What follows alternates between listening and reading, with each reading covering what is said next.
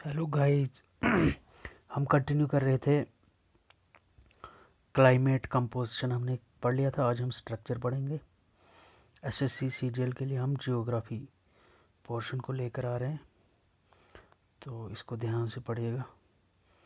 NCERT series है, class 11th की है, इम्पॉर्टेंट है। 3 से 4 क्वेश्चन आते हैं। इसमें थोड़ा टेक्निकल है, तो आप इसको देख सकते हैं। इम्पॉर्टेंट है, बहुत ज़्यादा इम्पॉर्टेंट। आपको बाकी भी कॉम्पिटिटिव एग्ज़ाम के लिए ये बहुत ज़्यादा हेल्पफुल होने वाली है। हमने कल यहाँ तक किया था कि कंपोजिशन ऑफ एटमॉस्फेयर, आप देख सकते हैं। आप अगर आपने वो विजिट नहीं किया, आप देख सकते। आज हम स्ट्रक्चर स्टार्ट करेंगे। Structure of atmosphere. Structure of atmosphere में हम देखेंगे लेयर्स वगैरह के बारे में, और ओजोन किस लेयर में होते हैं, गुड ओजोन, बैड ओजोन, सारा कुछ इसमें। और एनसीईआरटी से मैक्सिमम क्वेश्चंस कॉम्पिटिटिव एग्जाम्स के लिए फ्रेम किए जाते हैं। यहीं से आता है, जो स्टैटिक वाला पोर्शन है यहीं से आता है। तो let us start. Structure of atmosphere. As we know, atmosphere consists of different layers with varying density. Density भी उनकी होती है। density होता है mass per unit volume। ठीक है, कितना मास है वॉल्यूम में, डेंसिटी उसको बोलते हैं। ठीक, तो बोलता है डेंसिटी अलग होती है, टेम्परेचर अलग होता है। Density is highest near the surface of earth. Density सबसे ज़्यादा अर्थ पे नज़दीक जो होती है, मतलब nearer to surface. Decrease with increasing altitude, मतलब मान लीजिए सरफेस ऑफ अर्थ है, जितना आप हाइट पे जाएंगे डेंसिटी डिक्रीज हो जाएगी।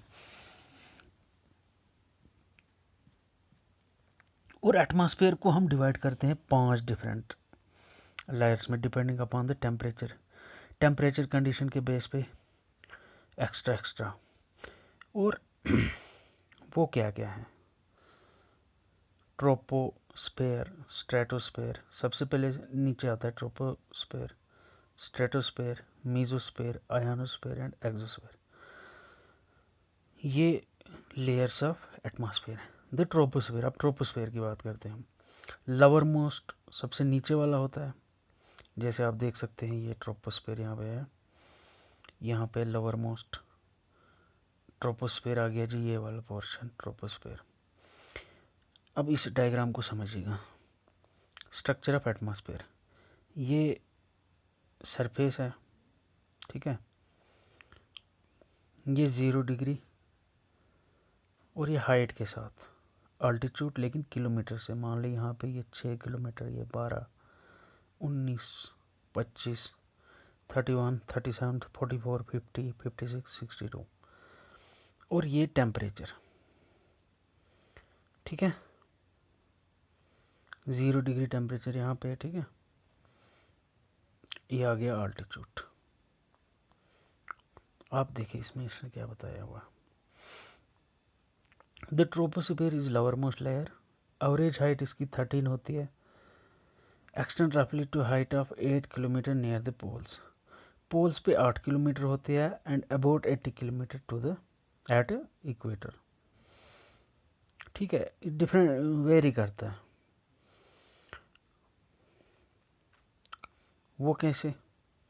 मान लो ये आ गया सरफेस, पोल्स के ऊपर इसकी हाइट कम होती है, इक्वेटर के ऊपर इस स्फीयर की हाइट अलग होती है। क्योंकि बिकॉज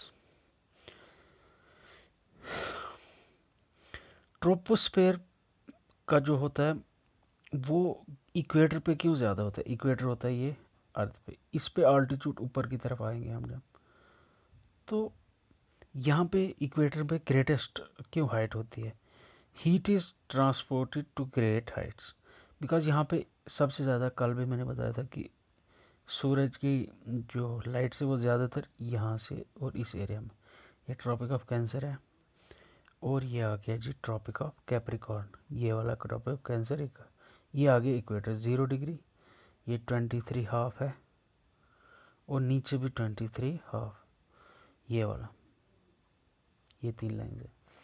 ये जो इक्वेटर, ये ट्रॉपिक ऑफ कैंसर होता है, यहाँ मैक्सिमम लाइट, ये सूरज यहाँ तक घूमता है ड्यू टू रोटेशन, या फिर यहाँ तक जाएगा। यहाँ पे वह डायरेक्ट रेज नहीं पड़ती, यहाँ पे दूर रेज पड़ती है, यहाँ से सूर्य से, इस तरह से, इस तरह से। यहाँ पे डायरेक्ट पड़ती है इन एरियाज़ में, जो ये वाला एरिया यहाँ पे डायरेक्ट पड़ती है, इसीलिए यहाँ पे गर्म होता है। और यहाँ पे जब गर्म हो जाता है तो एयर यहाँ की हीटअप हो जाती है, जिसकी वजह से उसमें एक्सपेंशन आती है। हीटअप से कोई भी चीज़ जो है एक्सपेंड होती है। एयर तो एयर की कैरेक्टरिस्टिक्स है, ये एक्सपेंड होती है। ये वाला एरिया हीटअप हो गया, एक्सपेंड हो गया।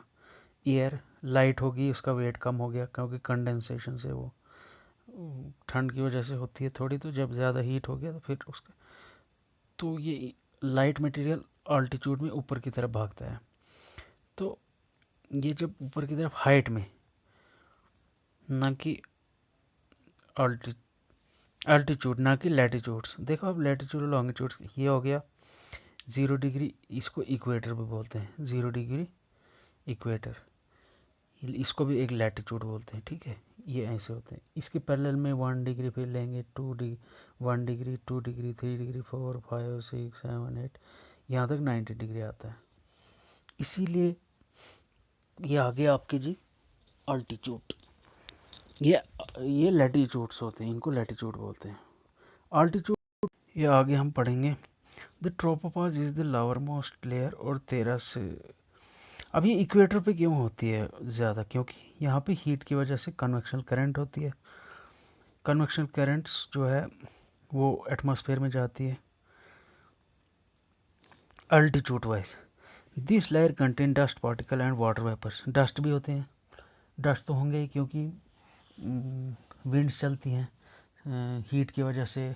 एक जगह पे हाई प्रेशर हो जाता है, किसी दूसरी जगह पे लोअर प्रेशर, तो जब विंड चलती है उसके साथ वो डस्ट भी ले जाते हैं, और अपने साथ वाटर वेपर्स भी कुछ साथ होते हैं, क्योंकि जब हीट की वजह से जो होगा वो वाटर ज़मीन पे जो भी को ह्यूमिड होगी कहीं कहीं पे, वो वेपर्स के शेप में या लेक्स में, जहाँ भी रिवर्स से उठ के पानी अपने साथ वाटर वेपर्स लेके जाएगा।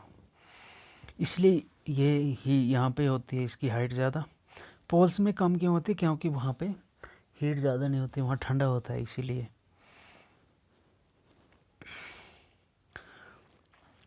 अब इसमें एक फैक्चुअल चीज़ याद रखनी है हमें, वो क्या है, मैं अभी हाईलाइट करता हूँ आपको। फैक्चुअल चीज़ क्या याद रखनी, इसमें इम्पॉर्टेंट भी है। Get temperature of this layer. अब हम किसकी बात कर रहे हैं, ट्रोपोपॉज की, और किसी की नहीं बात करनी हमने। इसका टेम्परेचर जो है वो डिक्रीज़ होता है जितना हम 165 मीटर अगर हम हाइट पे जाएंगे सरफेस से, तो 8 डिग्री का टेम्परेचर डिक्रीज़ होगा। उसके बाद और अगर 165 जाए तो और एक, मान लो इसी तरह इसका रेट है डिक्रीज़ होने का, ठीक है। 165 पे 1 डिग्री, 165 मीटर पे 1 डिग्री डिक्रीज़ हो जाएगा आपका जी रेट ऑफ टेम्परेचर। लेकिन ये किसकी बात हो रही है, ट्रोपोपॉज, ऊपर की नहीं हो रही है, और लेयर्स भी है, जैसे अभी मैं दिखाता हूँ, स्ट्रेटोस्फेयर, स्ट्रेटोपॉज, मीजोस्फेयर, तो थर्मोस्फेयर, इसकी बात नहीं कर रहे हैं हम, कर रहे हैं सिर्फ और सिर्फ ट्रोपोस्फेयर की बात कर रहे हैं हम। तो ट्रोपोस्फेयर में 1 डिग्री 165 मीटर हाइट पे, this is the most important layer of biological activity. यह बहुत ज़्यादा है, यहाँ भी भाई बायोलॉजिकल हम ह्यूमंस, फ्लोरा फाना ग्रासेस, सब कुछ, एनिमल्स, वाइल्ड एनिमल्स, सब कुछ सर्वाइव करते हैं इसी लेयर के नीचे। सबसे इम्पॉर्टेंट लेयर होती है, सर्वाइवल के लिए इम्पॉर्टेंट है। अब इसमें और क्या चीज़ें हैं देखो।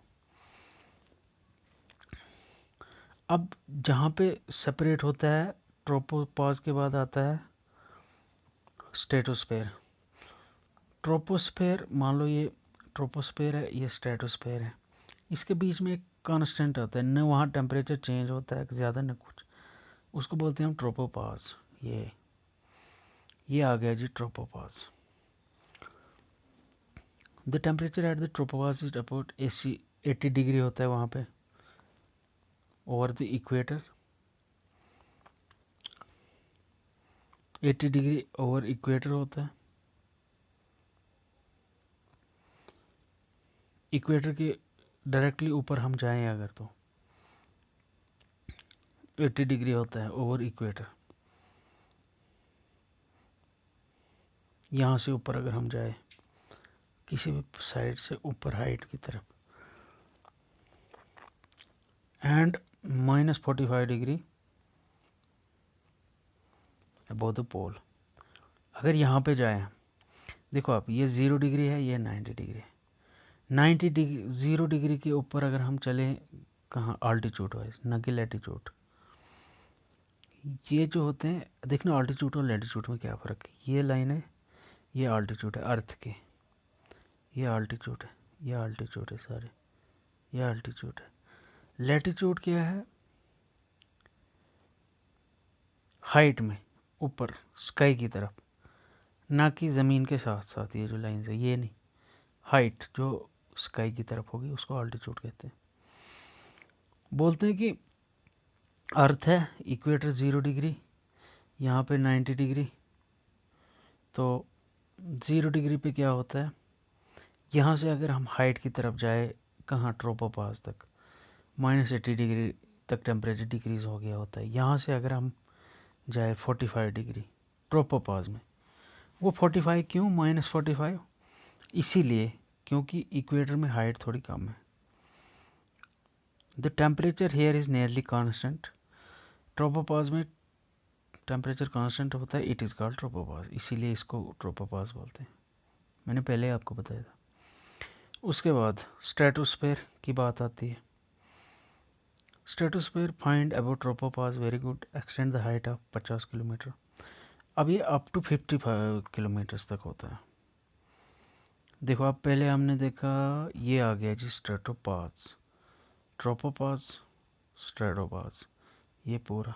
इसमें डिफरेंट डिफरेंट कैरेक्टरिस्टिक्स होते हैं, आप भी पढ़ेंगे क्या है। और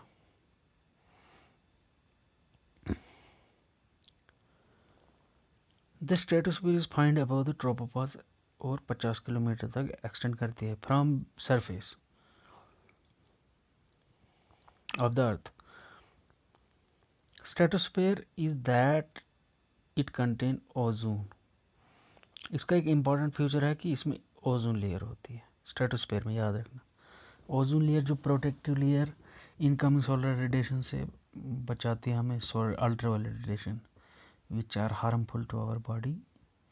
स्ट्रेटोस्फीयर में प्रेजेंट होती है ओजोन, O3 की फॉर्म में। This layer absorb ultraviolet radiation and shield life on earth from intense harmful form of energy.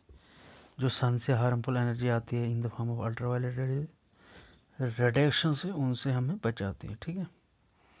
उसके बाद ट्रोपो स्ट्रेटोपास, फिर मेसोस्फीयर की बात करें, ऑब्वियसली स्ट्रेटोस्फीयर से ऊपर होगा, 80 किलोमीटर तक एक्सटेंड करता है, ठीक है।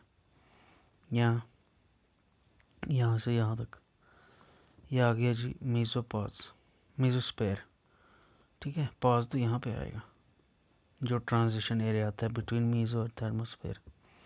ये आ गया जी स्ट्रेटोपास, ये आ गया thermopause, stratopause, mesopause. In this layer जो मेसोस्फीयर है, इसमें क्या होता है, once again temperature start decreasing. क्यों होता है, जितना हम स्ट्रेटोपास से ऊपर जाएंगे मेसोस्फीयर में, इसमें टेम्परेचर डिक्रीज हो जाता है विद इंक्रीज इन आल्टीट्यूड। जितना हम हाइट की तरफ जाए तो टेम्परेचर डिक्रीज होता है, और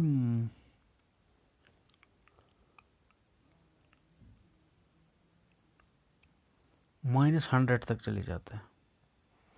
eight the height of 80 kilometre पर -100 होता है। The upper limit of mesosphere is known as मेसोपास।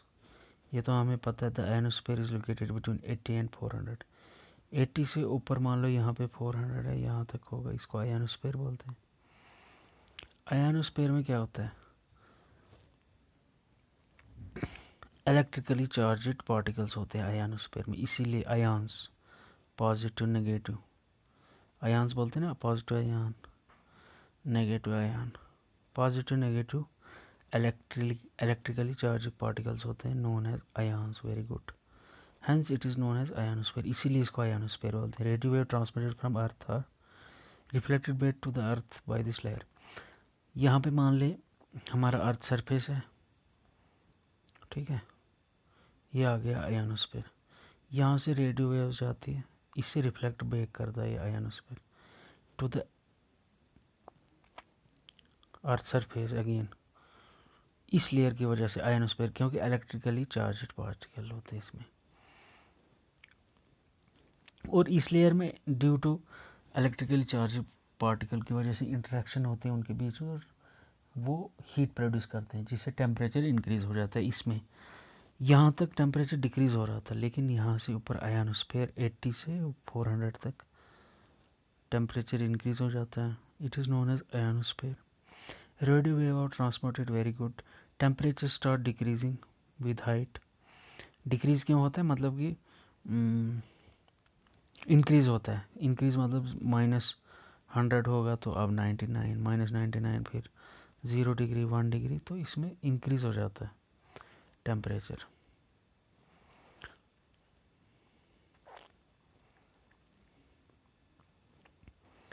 Ionosphere is known as exosphere.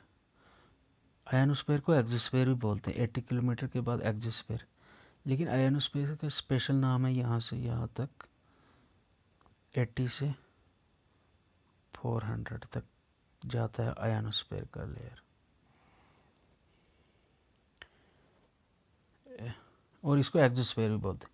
80 से ऊपर पूरे स्काई तक, जहाँ तक इंडेफिनिट होगा डिस्टेंस, वो एक्सोस्फीयर होता है। Exo outer. This is the highest layer but little known. ये बहुत सबसे हाईएस्ट लेयर है, लेकिन इसको कम जिसका नाउन है, अभी ज़्यादा इसके बारे में इंफॉर्मेशन नहीं है। What's ever content is there these are extremely rarefied in this layer. इसमें जो भी कंटेंट है वो बहुत कम प्रेजेंट है, मान ले आयंस वगैरह।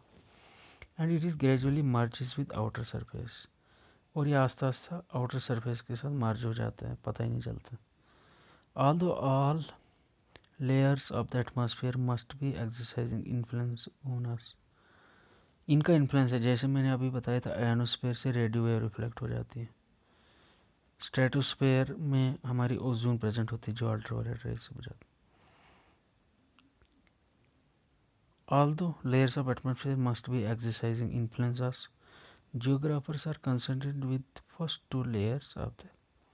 जियोग्राफर ज़्यादातर कंसर्न रहते हैं फर्स्ट लेयर, मीन्स कौन से फर्स्ट लेयर्स हैं, ट्रोपो और स्ट्रेटो स्फीयर के बारे में ज़्यादा कंसर्न रहते हैं geographers. Elements of weather and climate क्या है, ये आगे हम नेक्स्ट चैप्टर में भी पढ़ेंगे। The main elements of atmosphere which are subject to change and which influence human life, अर्थात टेम्परेचर है, प्रेशर है, विंड्स, ह्यूमिडिटी, क्लाउड्स, प्रेसिपिटेशन। ये इंपॉर्टेंट है, इनके बारे में डिटेल स्टडी नेक्स्ट चैप्टर में है। अब थोड़े से हम एमसीक्यू देख लेते हैं, ताकि हम देखें कि हमारे कॉन्सेप्ट कैसे क्लियर हुए। बोलते विच ऑफ द फॉलोइंग के gases constitute major portion of atmosphere. हमारे एटमॉस्फेयर में क्या क्या प्रेजेंट है, हमने पढ़ा था स्ट्रक्चर ऑफ एटमॉस्फेयर में। नहीं, स्ट्रक्चर नहीं, कंपोनेंट्स। उसमें होते हैं gases plus water vapours plus dust particle. तो which one of the gas, अब गैस की बात करें, constitute the major portion of the atmosphere. सबसे ज़्यादा मेजर पोर्शन नाइट्रोजन होता है। हमने ये पढ़ा था, आप देख सकते हैं, चेक कर सकते हैं, क्रॉस चेक कर सकते हैं।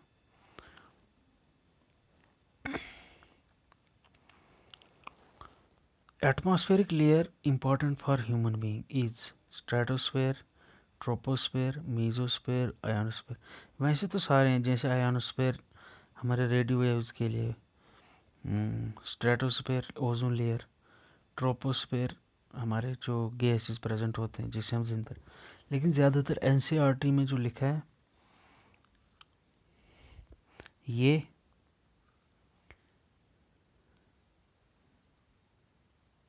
ट्रोपोस्फेयर के बारे में इन्होंने मेंशन किया, आप देख सकते हैं, क्रॉस चेक कर लेना। सबसे जो लोअर मोस्ट लेयर होती है एटमॉस्फेयर।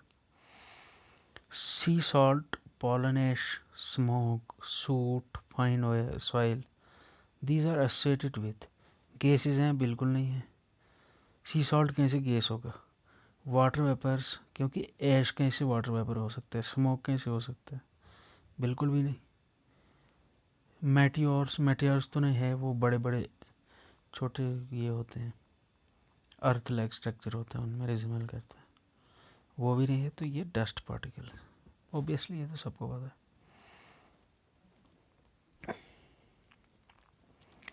और ऐसा कहा जाता है, अभी मुझे माइंड में नहीं है, लेकिन oxygen gas is negligible quantity eight height of atmosphere. 120 degree के बाद ऑक्सीजन नेग्लिजिबल हो जाता है। क्रॉस चेक कर लेते हैं। ये oxygen will be almost negligible at height of 120। Very good, ये यहाँ पे मेंशन है, बाकी आप चेक कर सकते हैं कहीं पे प्रॉब्लम है। उसके बाद next question, which one of the following gases is transparent to incoming solar radiation and opaque to outgoing terrestrial radiation? Important question है, मैंने बार बार स्ट्रेस दिया था, हमने 10 मिनट इसके बीच लगाए थे। CO2 गैस ऐसी है जो अपकमिंग सोलर रेडिएशन, जिसको कि हम इंसुलेशन बोलते हैं, सन से आती है, इनके लिए ट्रांसपेरेंट होती है, जो इनकमिंग होती है। लेकिन वंस ये ऑक्सीजन इनके कार्बन डाइऑक्साइड को क्रॉस कर लेती है, फिर नीचे से जो रिफ्लेक्ट बैक करती है हमारी ये अर्थ, उसको बोलते हैं टेरेस्ट्रियल रेडिएशन। ये उनके लिए ओपेक हो जाती है, मतलब ये अपने मीडियम से अलाउ नहीं करती है। मतलब ये कार्बन डाइऑक्साइड यहाँ से प्रेजेंट है, ये वापस अलाउ नहीं करती है ऊपर एटमॉस्फेयर में, इसीलिए ये वार्मिंग का काम करती है, हीटिंग, इससे हीट होती है। तो ज़्यादा कार्बन डाइऑक्साइड अच्छा नहीं है, इससे ग्लोबल वार्मिंग होगी, ग्लेशियर मेल्ट होंगे, ग्लेशियर मेल्ट होंगे, सी लेवल राइज होगा, सी लेवल राइज होगा, जो सी मतलब कोस्ट के अराउंड रहने वाले लोग हैं उनका डिस्ट्रॉय हो जाएगा, वहाँ पे जो लाइफ है वो डिस्ट्रॉय हो जाएगी, माइग्रेशन होगी, नुकसान हो जाएगा, और ग्लेशियर मेल्टिंग की वजह से जो वाटर पेरिनियर रिवर्स हैं उन पे भी इफ़ेक्ट पड़ेगा। तो ये बहुत इंपॉर्टेंट चैप्टर था, आज हमने इसको पढ़ लिया। बाकी ये क्वेश्चन आप देख सकते हैं, ये तो हमने पढ़ ही लिए। ये देखो, ये क्वेश्चन है। So thank you, subscribe the channel.